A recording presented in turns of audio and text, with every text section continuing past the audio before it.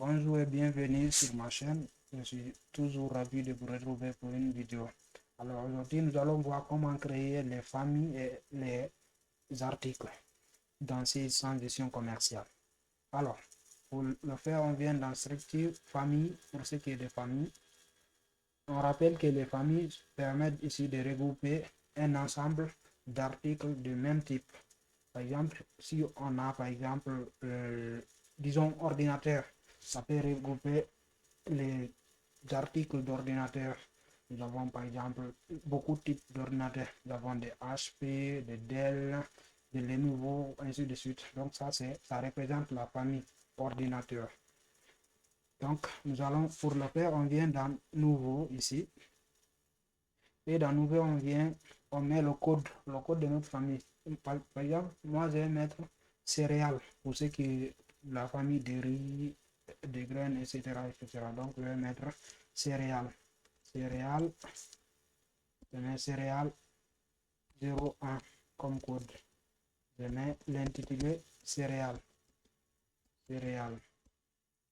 Ok, vous voyez maintenant ici les unités de vente que nous avions créées de l'autre côté. Ça permet maintenant de, comment dirais-je, la façon dont vous allez vendre vos articles. Si c'est par sac, par exemple, si c'est par kilogramme, en temps, le sac, moi je peux dire c'est en kilogramme. Le sac, comment dire, les céréales là, c'est en kilogramme qu'on va les vendre. Et là, vous choisissez le suivi de stock. Le suivi, c'est la façon dont le stock est géré. Par exemple, il y a beaucoup de suivi, il y a ce qu'on appelle le FIFO. On dit first in, first out. C'est premier arrivé, premier sorti. Nous avons encore l'IFO, last in, first out. Ça, c'est dernier, c'est-à-dire premier arrivé, dernier sorti. Nous allons choisir FIFO ici pour l'ensemble de nos opérations. Donc, vous voyez maintenant ici, j'avais parlé dans une vidéo précédente des catalogues. Je dis ici par exemple, ça permet de regrouper les types de familles. Donc, vous pouvez choisir ici. Vous voyez, comme je dis, c'est céréales, on peut dire c'est alimentaire. C'est catalogue alimentaire. Donc, vous pouvez choisir ça là-bas. Vous cliquez sur OK. Mais avant ça, je vais vous montrer maintenant comment, c'est-à-dire lier les familles ici au, comment dire, au compte comptable dans la comptabilité pour vous permettre ici de faire la comptabilisation de façon automatique et que ça part directement dans 600 comptabilité. Donc pour ça, il faut venir dans paramètres, comptabilité. Vous voyez ici maintenant, ça c'est les catégories comptables qui sont là. Il y a vente, achat, stock. Maintenant pour ce qui est des ventes, on double-clique devant et on choisit le compte. On va de 701 pour ce qui est de la vente de marchandises et on va choisir un code de taxe. On va dire TVA facturé sur vente. OK. On tape OK. Pour les achats, on va prendre 601 achat de marchandises.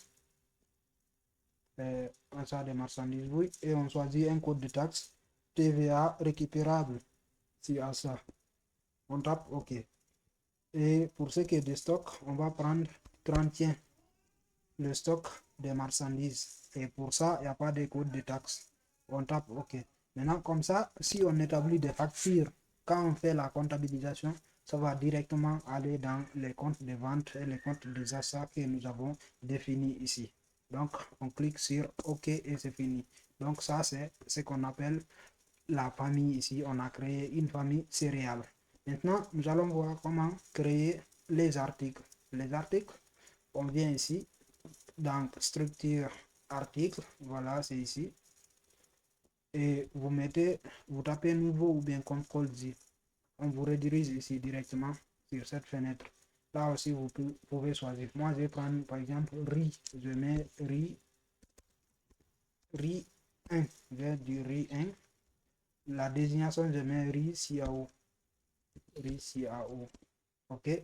La famille c'est dans famille céréales, on met famille céréales. Le suivi de stock, on va prendre FIFO encore, toujours. Et ici, on va définir le prix d'achat et le prix de vente. Le prix d'achat, par exemple, je vais dire 250 000 pour un sac de riz. Et là, vous voyez coefficient ici, ça permet ici de définir le coefficient de vente. Par exemple, si vous dites, moi je vais 25% du prix d'achat. Donc ça veut dire que ça c'est 1,25. Vous mettez 1,25. Vous tabulez seulement, vous allez voir. Vous voyez, ça fait 312 500. 25% du prix d'achat. Si c'est 50%, vous mettez 1,5. Vous tabulez, ça fait non.